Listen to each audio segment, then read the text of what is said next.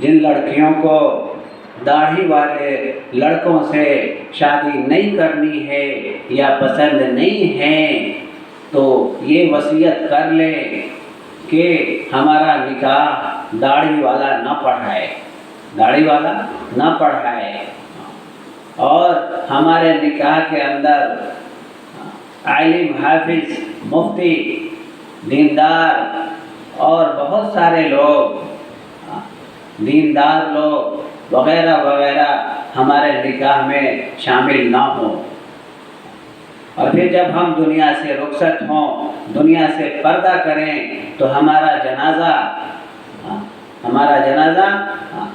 داڑھی والا نہ پڑھائے، ہمارا جنازہ داڑھی والا نہ پڑھائے۔ اس کے لیے اللہ نے خود قرآن میں فرما دیا، ان الانسان لفی خسر، قسم ہے اس زمانے کی، قسم ہے اس زمانے کی، در حقیقت انسان بڑے خسارے میں ہے کہ جو اللہ کے حکموں کو پورا نہ کرے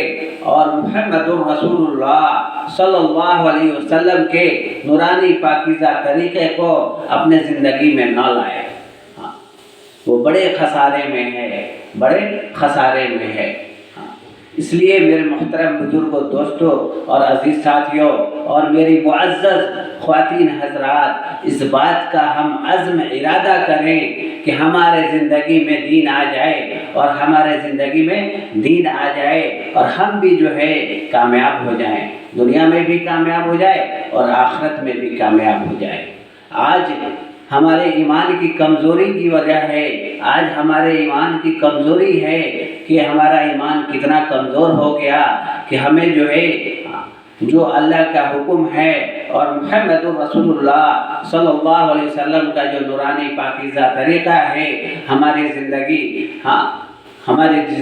جو ہے دنیا پہ جا رہی ہے، دنیا کے طریقوں پر، لیکن اللہ کے حکم پہ نہیں اور محمد رسول اللہ صلی اللہ علیہ وسلم کے نورانی طریقے پر نہیں گزر رہی ہے، جس کا نتیجہ ہے کہ آج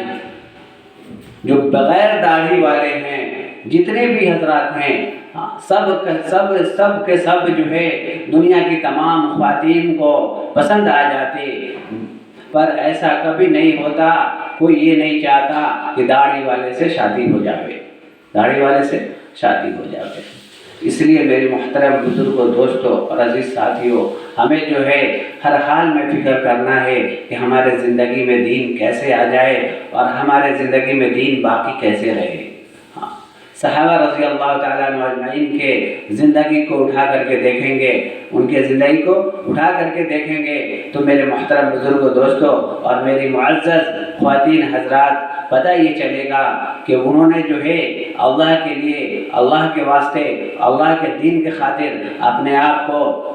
مٹا ڈالا، اپنے آپ کو شہید کر دیا، بچے کو یتیم کیا، بیوی کو بیوہ کیا، یہاں تک کہ ان کے پاس جتنے بھی اخراجات تھے، جتنے بھی مال و دولت تھے، سارے کے سارے اللہ کے دین کے خاطر، اللہ کے واسطے اللہ کے دین کے خاطر جانثار کر دیا، یعنی تمام کے تمام مال و دولت کو، تمام کے تمام اخراجات کو، سارے کے سارے اخراجات کو کیا کیا؟ اللہ کے دین کے خاطر وقف کر دیا۔ ہاں، ایک حضرت خدیجہ رضی اللہ عنہ کے بارے میں آتا ہے کہ مکہ کے مالداروں میں سے تھی، حضرت خدیجہ رضی اللہ عنہ مکہ کے مالداروں میں سے تھی، ان کے پاس بہت سارے مال و دولت تھے، لیکن انہوں نے کیا کیا؟ اللہ کے خاطر اور اللہ کے دین کے خاطر انہوں نے اپنے جان کو اور اپنے مال کو، ہر ایک چیز کو جو ہے نا وقف کر دیا، ہر ایک چیز کو وقف کر دیا، اور خود مثال بن گئی، مثال بن کر کے کھڑا رہ گئی۔ بتایا جاتا ہے، اللہ والے فرماتے ہیں کہ جب وہ ایک طرف سوتی تو ایک طرف کا جو ہے دوسری طرف کا کیا ہوتا؟ صدر کھل جاتا، ڈھک جاتا، اور ایک طرف کا نہیں ڈھک پاتا، اور دوسری طرف سوتی، دوسرے کروٹ جاتی تو دوسرے کروٹ کا صدر ڈھک جاتا اور ایک طرف کا کھل جاتا۔ تو میرے معزز خواتین حضرات اور میرے بزرگوں، دوستوں اور عزیز ساتھیوں، محترم بزرگوں، بتایا کہ ہمیں بھی فکر کرنی ہے، اسی حال پر فکر کرنا ہے جیسا کہ صحابہ رضی اللہ تعالیٰ عنہ اجمعین نے فکر کیا، جیسا کہ انبیاء علیہ السلام نے فکر کیا، جیسا کہ فکر کرنے کا ہمیں حق ہے۔ ورنہ میرے محترم بزرگوں، دوستوں اور عزیز ساتھیوں اور میری معزز خواتین حضرات، دنیا کے اندر اتنے زبردست کے بڑے بڑے فتنے پیدا ہو چکے ہیں کہ آج جو ہے ہمیں کامیاب ہونا بہت مشکل ہو گیا ہے، سیدھا راستہ دکھنا بہت مشکل ہو گیا ہے۔ تو اس مشکل کے اندر جو ہے، اس مشکل کے زمانے کے اندر ہمیں جو ہے نا اپنے ایمان کی فکر کرنی ہے، اپنے ایمان کی فکر کرنی ہے۔ آج ہمارا ایمان کمزور ہو گیا تو ہر ایک چیز پر، ہر ایک معاملات پر چلنا مشکل ہو گیا ہے، ہر ایک راستے پہ چلنا مشکل ہو گیا ہے، کہیں جا نہیں سکتے، کہیں آ نہیں سکتے۔ اگر ہم نکلتے ہیں غیروں کی نظر پڑنا شروع ہو جاتی ہے،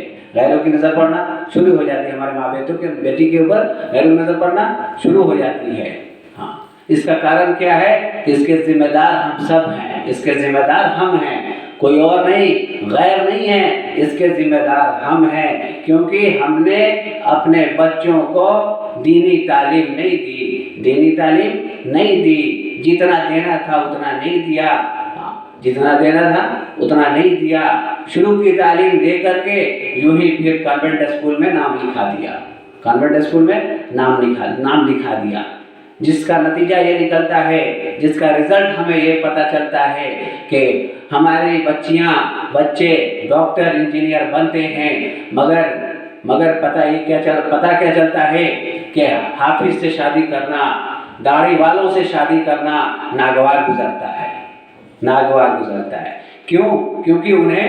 دنیا کی تعلیم دی گئی، کانوینٹ اسکول کی تعلیم دی گئی، دینی تعلیم نہیں دی گئی، بلکہ اللہ والے فرماتے ہیں کہ دینی تعلیم ہی اصل علم ہے، ورنہ باقی جتنے علم ہمیں دیکھنے کو مل رہا ہے نا، یہ سارے کے سارے علم ہنر ہے، علم ذریعہ ہے، ہنر ہے۔ ہاں، یہ کوئی علم نہیں ہے، اصل علم ہے علم دین، ہاں، جو کہ ساتھ جائے گا۔ اس لیے میرے محترم بزرگوں، دوستوں اور عزیز ساتھیوں اور میری معزز خواتین حضرات، ہمیں جو ہے ہر حال میں، ہر اعتبار سے، چاہے جب بھی ہو، جتنا ہو سکے زیادہ سے زیادہ ہم جو ہے اپنے ایمان کی فکر کریں، تاکہ ہماری بھی زندگی سنور جائے، ہمارا بھی ایمان دنیا سے بچ کر جانے والا بن جائے، اور ہم بھی جو ہے اللہ کے حکموں پر اور محمد الرسول اللہ صلی اللہ علیہ وسلم کے نورانی پاکیزہ طریقے پر اپنی زندگی کو بسر کرنے والے بنے، ورنہ میرے محترم بزرگوں، دوستوں اور عزیز ساتھیوں اور میری معزز خواتین حضرات، بتایا کہ دنیا فانی ہے، ایک دن چھوٹ جانی ہے، دنیا کچھ نہ دی ہے اور نہ دے گی۔ جیسا کہ ہم جب چلتے ہیں تو پرچھائی، شیڈو ہمارے پیچھے چلتا ہے، اسی طریقے سے میرے محترم بزرگوں، دوستوں اور عزیز ساتھیوں اور میری معزز خواتین حضرات، یہ جو دنیا ہے ہم تمام کو پرچھائی کے طور پر، شیڈو کے طور پر جو ہے پیچھے ہمیں بھگاتے ہوئے لے کر کے جائے گی، اور حتیٰ کہ کچھ ہمیں دے گی بھی نہیں، کچھ نہیں مل پائے گا، کیونکہ یہ دنیا نہ دی ہے نہ دے گی، نہ کبھی دی ہے اور نہ کبھی دے گی۔ ہاں، دینے والی ذات، کرنے دھرنے والی ذات اللہ رب العزت کی ہے، کرنے دھرنے والی ذات، دینے والی ذات اللہ رب العزت کی ہے، ہر اعتبار سے دینے والی ذات اللہ رب العزت کی ہے۔ اس لیے میرے محترم بزرگوں، دوستوں اور عزیز ساتھیوں، ہم اپنے بچوں کی، ہم اپنے بچیاں کی فکر کریں کہ جو ہے گھر میں ہر ایک کے گھر کے اندر حافظ، عالم، قاری، مفتی پیدا ہوں، دیندار پیدا ہوں۔ اس کے لیے ہمیں فکر کرنی ہوگی، اس کے لیے ہمیں شروع سے ہی دینی تعلیم دینی ہوگی اور جو ہے ماحول کو بنانا ہوگا۔ آج ہم نے ماحول نہیں بنایا تو ہمیں جو ہے دیندار سے شادی کرنا مشکل ہو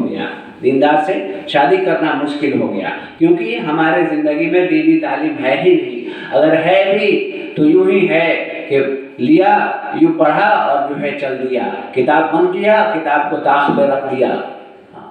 اس لیے میرے محترم بزرگوں، دوستوں اور عزیز ساتھیوں، ہم اپنے